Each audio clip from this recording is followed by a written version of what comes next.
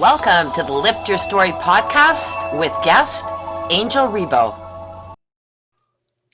Hi, everyone. I'm Lori Ann. I am that gal from Milton, Ontario, Canada, and with...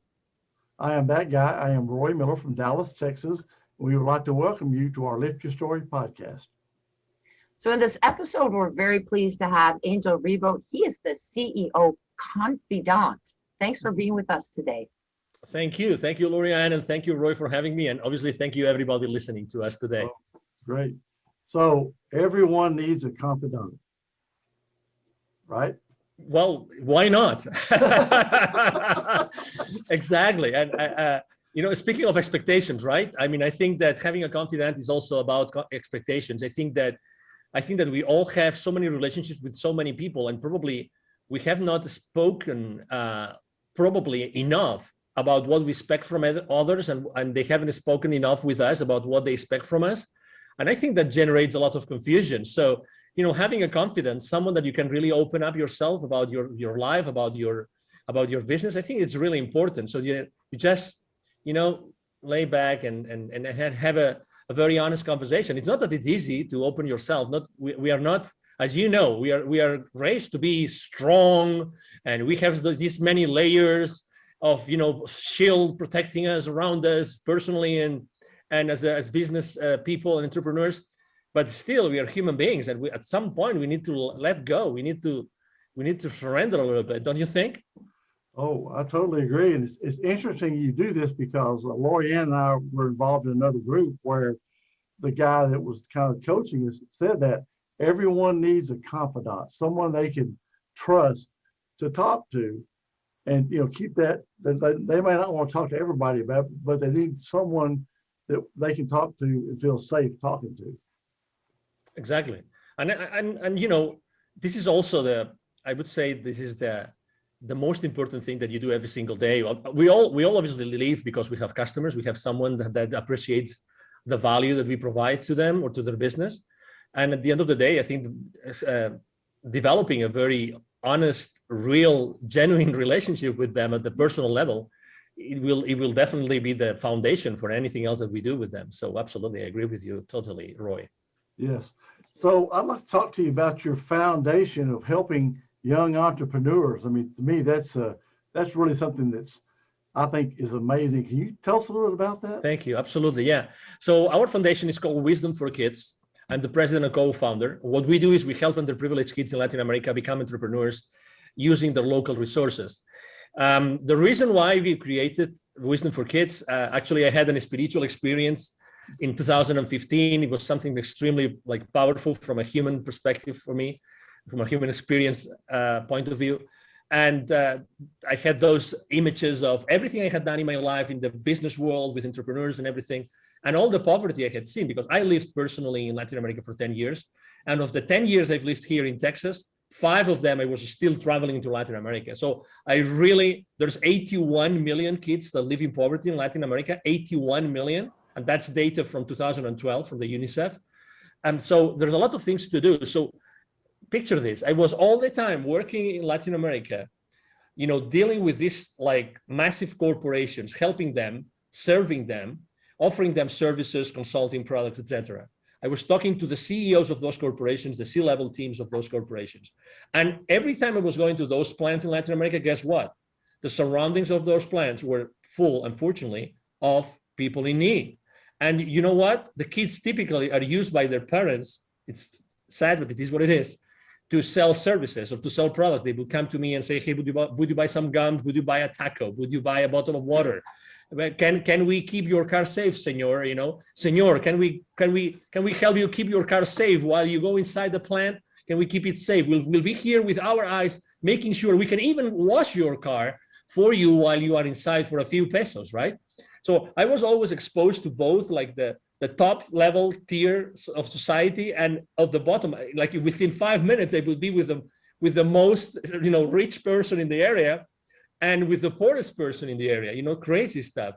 And I come from a family of teachers. My mom is a teacher, and my sister is a teacher. I have 2 nieces who are teachers, you name it. So I love to teach. I love to train. I've trained sales forces. I mean, I've trained literally hundreds of salespeople in my life. So it came all together that I wanted to give back to society. I wanted to give back to Latin America, and I wanted to give back to them in a way that I could be really impactful. And what better way to help them become entrepreneurs using their local resources without having to go somewhere else. I mean, no, but if they don't have internet, I know that most indigenous communities in Latin America, they will never have even a cellular data connection. I know that. So how can we make them entrepreneurs using the local resources? So, it's like, what is the question that we're asking ourselves? If it's possible, or how to do it? What if, or, it's what question? Tony Robbins says it very well. The quality of our life is the quality of our questions, the questions that we ask ourselves. And I think that's really powerful. So were you able to get those corporate people you were talking to? Were they able to help you? So I started my foundation actually when I left corporate America. So that's a great question. Okay, so what I have done is, or what we have done, is we have used their testimonials to inspire our kids. So I've even had pure English native speakers whose mother tongue is English make the effort to shoot a video in Spanish for my kids, for our kids in Latin America. It's amazing. So I use as much as I can, or we use as much as I can, these relationships to inspire those kids. Because again, when we get to those communities with those kids, what would you say is the number one thing that they need? They need self-confidence. They need self-esteem. That's the first thing. Because as anybody else in the world, right? We don't know what we don't know. The difference is that they have been exposed to so little that they know really very little. So their expectations of what they can become in their lives and what they can do with their lives are very low. Yeah. So the first thing we want to do when we deliver our workshops with them is to make sure that they understand that their potential is infinite. There's no ceiling. They are unstoppable human beings. Unstoppable, period. We are all unstoppable, right? So even, we ask all of the kids when we deliver our workshop, we ask them, what do they want to be when they grow up? Many, they don't know because they've never asked themselves. But guess what? Some people, because we go to remote areas, and some people, they say, and that's gonna surprise you, they can say, I would like to be part of a drug cartel. And you know why? Oh. But you know why they say that?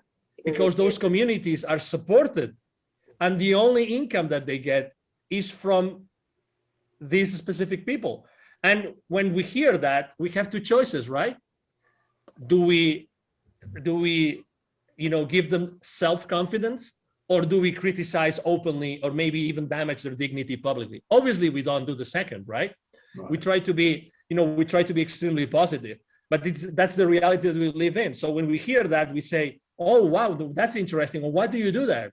And they see that in a positive way, because everybody in those communities is helping, these people to, to cultivate something or to harvest something.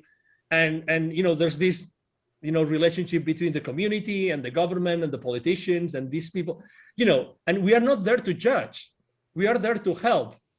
And something that we do, and we are very cautious as well, is that whenever we go to a community, we connect with the community leaders, but not with the mayors and with the richest people in the community. No. We connect with the people that can gather groups of kids. It's so simple. It's so simple, and we go there and we talk to these community leaders, our volunteers do, and we tell them, hey, we would like to do that. We would like to start your kids in an entrepreneurial journey. And they said, really? And how much is it? That's the first question all the time. How much is it? And we say, no, it's for free. It's for free? Why would you do that? Well, because that's what we do at Wisdom for Kids. We help underprivileged kids to become entrepreneurs using the local resources. Oh my God. Sometimes that's a funny story. Sometimes we engage with teachers from schools. Some areas have schools, or with principals. And you know what the principals tell us? You will never believe this. They tell us, oh my God, yes, we're going to do this, but guess what? We're not going to tell anybody. Because if we tell anybody, they might say no. Because we belong to this structure, to this system. They might say no. But they say, no, we're going to do it.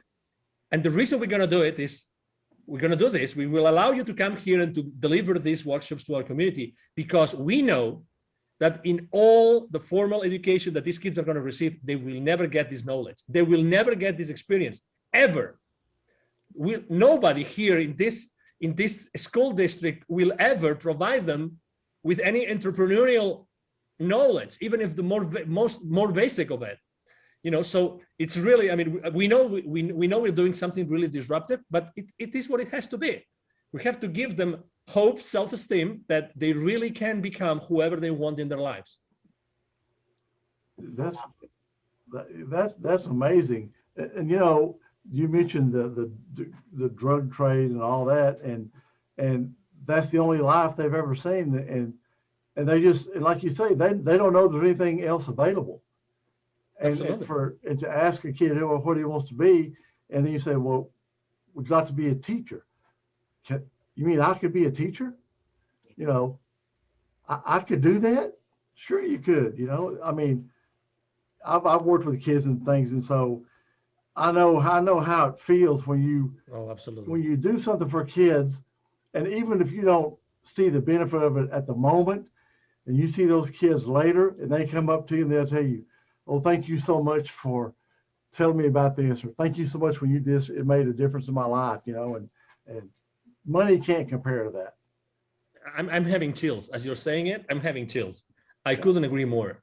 When we do those workshops with the kids, we jump, we dance, we play, we sing, we do all sorts of weird stuff. You know why? Because that's what kids like, and we want to connect with them. And we can, if we just leave them with a little bit of a message that it resonates with them, and they keep it with for the rest of their lives. Oh my God, those resources at this time of all of us, it's been worth it. We meditate with them. 20 minutes of our workshop is a meditation. It's a meditation with the specific affirmations, very well picked, using neuro-linguistic programming. I mean, we spent a couple of years just designing the workshop, a couple of years with two PhD students involved. I mean, we really did this like big time. Like we really wanted to make a difference in those communities. And the kids, I mean, what you get from a kid, the authenticity, the authentic reaction of those kids to everything that we do with them. We start the journey with a 2-hour workshop, those 2 hours. And then when we go back to the community after a few months, they still remember us and they say, yeah, you were the crazy guy that started to jump with us with a Black Eyed Peas song, with holding a speaker, which is the true story, holding a speaker in your hand and jumping. Guess what? These kids know me of anything. They don't know me. They've never seen me. After 20 seconds of me jumping in front of the audience with a speaker, with this bum, bum, bum, bum, bum, song, they're with me. They're with me. They're with us. They stick with us. It's amazing. That's the power of the human being. That's what kids are capable of doing. Well, and I think that's the power of what you're doing is the enthusiasm and the positive, and not this coming down or you need to do this. It's like, let's make this fun. And yeah, they're kids. I think that even with adults, we like it a lot better when it's fun than when it's something like, you go and listen to a speaker, you come out of there, you tend to find the ones that are bubbly and positive, you come out with that positive. The ones that the speech is like, mundane, you come out exhausted. So, adults are not too far away from being kids.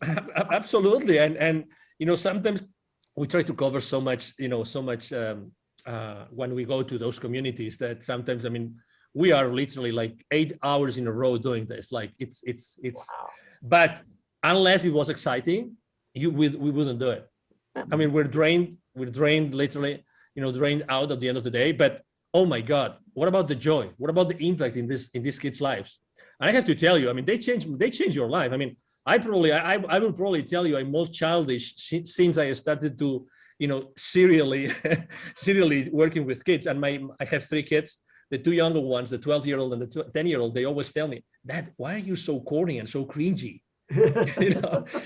But, from because I'm their dad, right? But if I was their buddy and I was doing the silly stuff and I was teaching things, it would be a completely different story, right? Right. Yeah. It would be a completely different thing. But it is what it is. I mean, it's all about your energy. I mean, right now, us 3, we have a choice, right?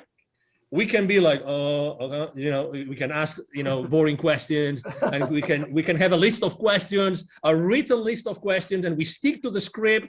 No matter what the guest is going to say, we're going to stick to the script, and I am going to answer the same question the same way in all my interviews from now on. That's an option. The other option is just to be myself, and Lorianne is herself, and Roy is himself, and we try to make the most of this conversation together. Exactly. And that's it. And we are creating something which is unique. And we might be even so lucky that our audience is going to resonate with some of the messages we're putting out there. And even there may be someone who changes their lives today because, and they start their own nonprofit and they start helping kids. And, just because of this, the time of us three together will have been worth it. You're exactly right. But I want to go back, like when you're going to these villages and your first meeting with these kids, when you start your 2 hours, the look, their demeanor then, and then after you finish, the look and demeanor of those kids, how does it change? Well, first, they don't believe it. They're in denial, but as they're so genuine, they jump into, you don't have to ask them for permission. They just jump into the party, right? I mean, we are party crashers. Let's put it this way, right? I mean, we just go into the community with the permission of the leaders, right?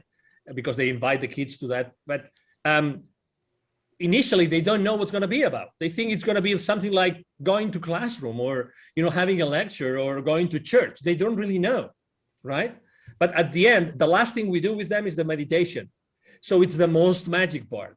And the meditation, the last 20 minutes, is actually the part where we anchor everything. So those affirmations actually anchor everything we've done in the workshop onto their subconscious. Okay, that's the goal. That's the goal of what we do. So answering your question, it's magic.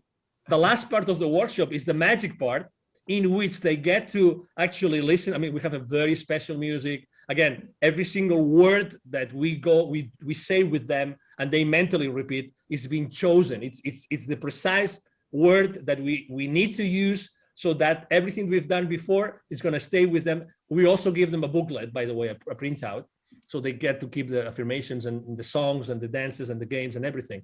But they are, number one, more inspired. They're fired up. They don't want to stop. It's very difficult for us to leave that place. When we have different sessions back to back, it's extremely challenging for us to leave one place to go to the next. Very challenging, because the kids, they want to be with us more and more and more. Oh, it's done? We are done already? Oh, no, we want more. Because they're kids and they're having fun. And we bring, again, we're doing fun stuff. We're doing fun stuff. So that's why, when you bring kids to this high level of energy and enthusiasm, they thrive, and that's who they are, and that's who they are. It's kids are like that. And also remember, when we go to these underprivileged communities, unfortunately, most of the families are unstructured. I mean, they live in poverty, so probably some of the parents are already working somewhere else, probably miles away, or they only go back to see their kids in maybe once a month, maybe, or they were abandoned, they're foster kids. I mean, remember, it's not like us, like in the normal society. I mean, these kids go through a lot, and they probably, if they're lucky enough to go to school or have some sort of formal education, probably in the evenings or in the afternoons they go to some field to plant something or to harvest something or to collect something. This is their lives. I mean, and their houses, they live on dirt. They don't have tiles. I mean, just think about the whole environment. Everything is more complicated for them, right? So that's why for us, working on self-esteem is like the most important thing. Open their eyes so that there's other things that they can achieve in their lives. It's funny. That's one thing in North America you really don't see. I lived in Istanbul for 4 years. Wow. And like you, we would be, in our apartment, and then you go across the parking way, and then there's the people, with the outhouses. They don't have, I was so pleased to have seen that, because it gave me so much more, I'm so much more grateful for what I have here. Because, and we helped them out. We did what we could, and they're just so grateful. so grateful. They have so little, and yet they're so grateful for Oh, every little absolutely. tiny thing, you know? Absolutely. I agree. Yeah. Well, yeah, and I've the only Latin places I've been is Mexico and Honduras, and Mhm. you go like in Mexico, you got all the big resorts and stuff, and then you go a little ways out, and you've got that, like you say, the kids are trying to, hey, they try to sell you stuff, and in Honduras, it was even worse in Honduras. Uh, Poverty is really bad there. I have a daughter-in-law from Honduras, so, but like you say, they've got a Haydite block square with tin roof over it. Yeah, I mean, that's what dirt that's it. floors, no windows, openings. But I mean, it's just, yeah. And you see those little kids out there. I mean, yeah, yeah. It's pretty sad, really Yeah. is. I talked about the 81 million kids in Latin America in poverty. 22 million of those, 22 million don't have drinking water. They Wow. don't have drinking water. So these people that you were just describing in Honduras, probably they have to go and collect water like once a week or once every other day just to have water to drink or water to, wash their hands or wash themselves. It's this is the reality. So I mean, that's why becoming entrepreneurs is really, it's the best way to teach them that they have an infinite potential to really start changing their community immediately. You go back and forth to the same places. I mean, like follow-up visits and all that, right? Yeah, and we have local volunteers in those places. So when you like, if you haven't been there in say a year or two, and you go back Exactly. and you see these same kids, do they come up to you and I'm Yeah. sure they're glad to see you. They remember you, like you say, from your dance with the speaker or whatever. And they tell you, oh, I've done this, you know, because of you, I did this, and I've got this now that I didn't have before. Yeah, that happens, and they also show you what they have done, right? Very, um, obviously, when we go back to the community, we want to gather them again. Things have happened. Some kids have moved out of the community. I mean, there's a lot of variables here. The number one, I mean, one of the most important things we do during the workshop is it's a screening, right? So we try to identify who are the kids that are more ready to do this. And then there's a second stage, because that's, as you can imagine, right? I mean, as good of a mother or of a father that we are, right? As you know, we are the number one source of limiting beliefs to our kids. I mean, it is what it is, right? I mean, it's unfortunate, but it is what it is, and we do it we do it with the right reason, right? We want our kids to survive, right? Don't do this, don't do this, don't do this. You could get hurt. You could get hurt. You could be, you could be sick tomorrow if you go out with not enough clothes, blah blah blah, you name it. How many limiting beliefs do we put into the minds of our kids? So it's the same thing with those kids, obviously. But the problem is that living in places of poverty, parents may or may not agree with an entrepreneurial journey for their kids, right? Or parents or tutors, right? Depending on of the structure of their families. So the stage number two is to talk to their tutors, no, or parents, to see if they want to support their kids, because our volunteers can do a lot of things, but what about the immediate, supervisors of those kids? Will they be open to help them or not? Will they say, no, this is BS, or this is, no, this is not for me. No. I'd rather have my kid come with me at 5 a.m. in the morning to that, coffee plantation to help me with the harvesting than doing this other thing. And maybe the kid is thinking, no, I would love to use the wrong coffee beans. Maybe I could start building some sort of transformer or some sort of bracelet or something, or whatever. The kid is thinking in a different way, but the father wants. So that's where we have to also make sure that we coach and we support and we make sure that they are on the same page. I mean, I can tell you so many stories. I mean, I remember one time we gathered kids in a community, and actually, I think it's one of the, it's probably the only time that there were like 4 or 5 parents that they didn't believe what we're going to do. So they came to the session with us, right? They showed up, and they wanted to see what we were really going to do. Guess what? They came with machetes. Oh my They God. came with machetes, with them big knives. Yeah, Oh my goodness. yeah. I mean, they could have left the machetes at home, right? They came with the machetes because they use them because they live in the jungle or in a, you know, in an indigenous community in the middle of the forest, whatever that was. But obviously, they came knowingly with their machetes, right? I'm not saying that they use them only to threaten people. No, I'm not saying that. But what I'm trying to say is that not everybody has the right frame of reference. For us, it's very common and it sounds great to teach entrepreneurship to kids. But obviously for the parents, what do these people really want to do with the kids? Yeah. And we are so cautious. Right now, if you came here to any other of the co-founders filing systems, there's not one name of one kid, any place, not one picture, nothing. We are so cautious about the information that we keep about the kids.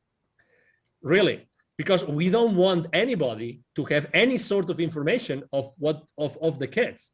I mean, we treasure that relationship. We treasure it.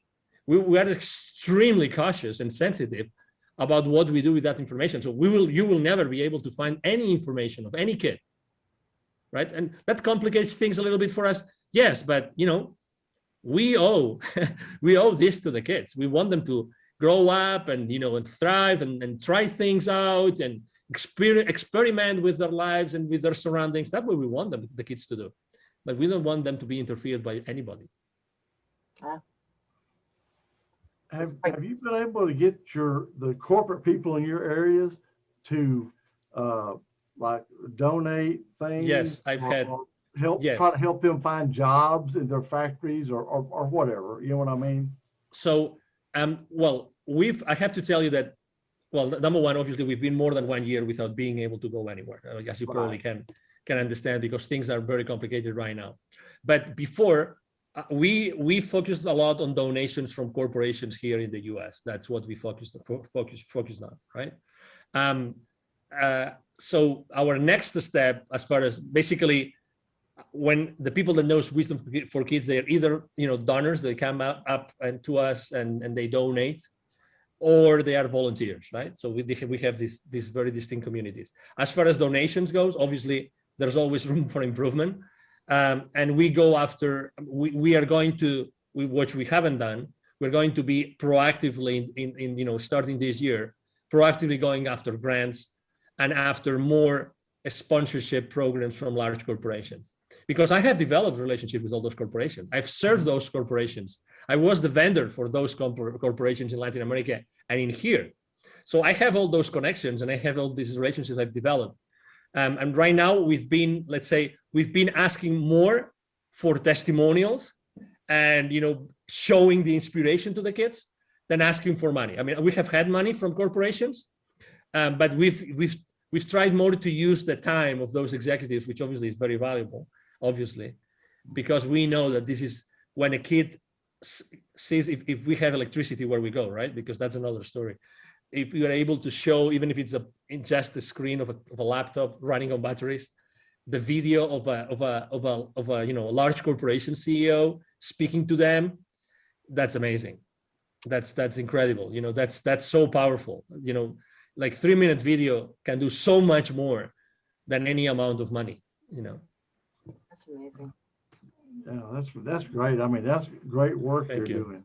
Thank you. It's got to be very rewarding as well. But I mean, thank you. It is making the impact on somebody's life. Money. There's no money for that. Yeah, absolutely. I agree. And kids, again, that's why when we were thinking about our workshop, we said, this is not going to be about whiteboarding. No. This is going to be about engaging with the kids all the way, having the kids 2 hours doing silly stuff, as silly as we can. Obviously every song has a message. Every tale, every story that we tell them has a message, obviously. Every song, every dance, everything we do, the quizzes we do, everything in those 2 hours, everything which is packed there has a message, right? That we got to get across or to send across. But yeah, I mean, it's all about leaving a footprint. It's interesting because we just had a guest, we were talking about music and we were saying, Roy brought this up, that songs bring you back. Like I've moved so many times, but I know where I lived in that particular spot when that song was playing. And it does bring back the memories. You go, oh yes, I remember dancing with my friends.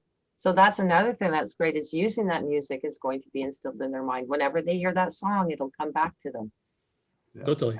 It's funny how we picked that song. Well, Black Eyed Peas, they don't know that we use this song. One of these days I will have to reach out to them and ask for the permission. The music that we use for the meditation, we ask for permission, to the composer, a very interesting, spiritual leader in California, by the way. But every time I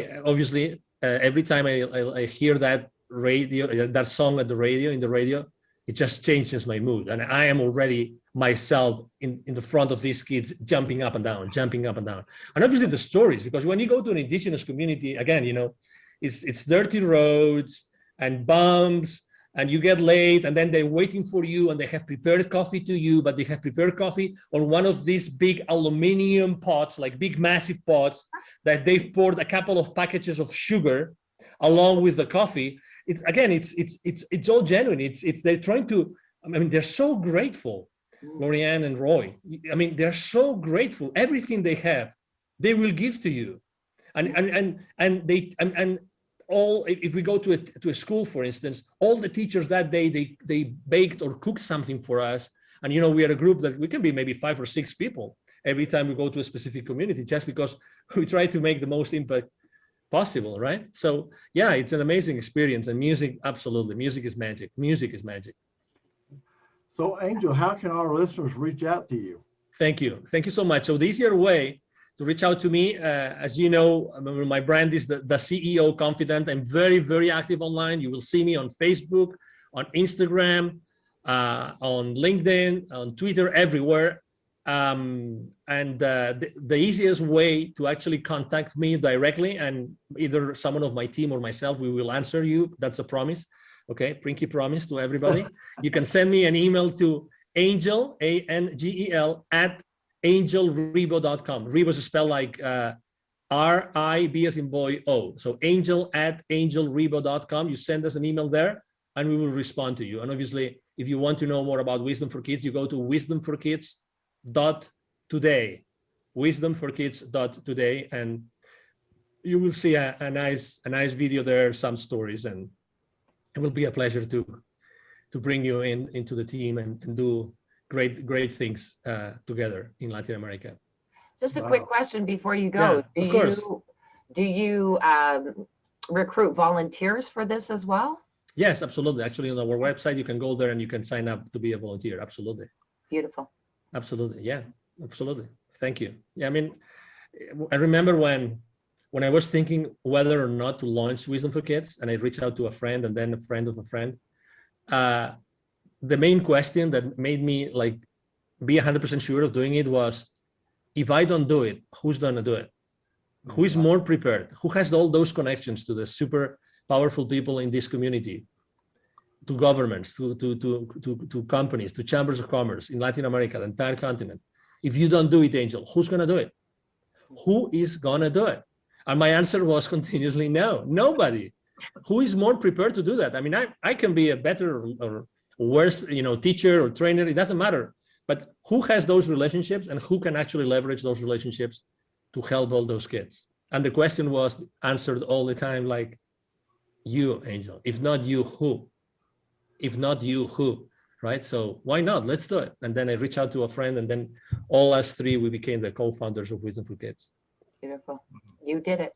Excellent. Thank you so much. Thank you. Thank you for having me today, and thank you to the audience listening to us today. It was a pleasure to meet you, and you're Likewise. doing awesome work. Keep it up. Thank you. We'll keep on doing it. Absolutely. Thank you so much. Thanks again. All right. Bye. Thank you, Angel. Bye-bye. Have a great Thank you for listening to this episode. Be sure to visit us at lifterstory.com.